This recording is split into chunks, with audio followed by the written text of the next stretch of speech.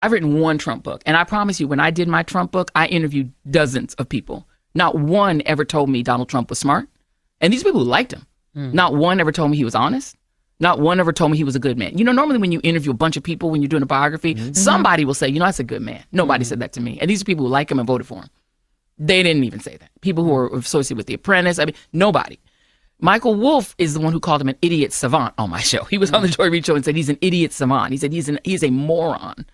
And I think this party, it reminds me of Jesse Owens in the 1930s goes to the Olympics, and Hitler, you know, when all the Aryans are there festooned out in the stands waiting to see the dominance and superiority of the Aryan race. And instead they get Jesse Owens beating everybody. And to the point where Hitler left the stadium. He's like, I can't even sit through this crap. We are watching what, you know, Abraham Rasool, who used to be the South Africa's ambassador to the United States, he was one of our first guests, and he said that this is a supremacist administration. That's somebody who comes from South Africa, who fought apartheid, and who views the Trump administration as essentially an apartheid regime.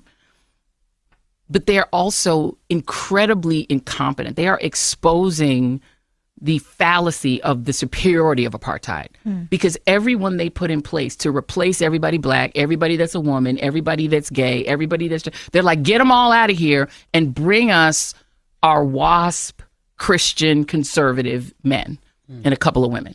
We will now show you the superiority of, and the way you make America great again is these people. The TV guy from the TV host from Fox, Pete Hegseth, a complete incompetent, is now going to be in charge of our war because he's the defense secretary for some ungodly reason. Pam Bondi, who I used to watch her when she was in Florida, who's really just a spokesmodel for the Justice Department. She doesn't do anything. Kash Patel, who was, you know, people loved him on podcasts. I'm not sure what that makes him, you know, the head of the FBI. Dr. Oz, seriously. I mean, seriously, he was on Oprah. I mean, okay. RFK Jr. in charge of our healthcare. Really? I mean, this is a joke. It's almost as if they are joking with us and putting these fools in place to run our form. So yeah, you can say whatever about Biden.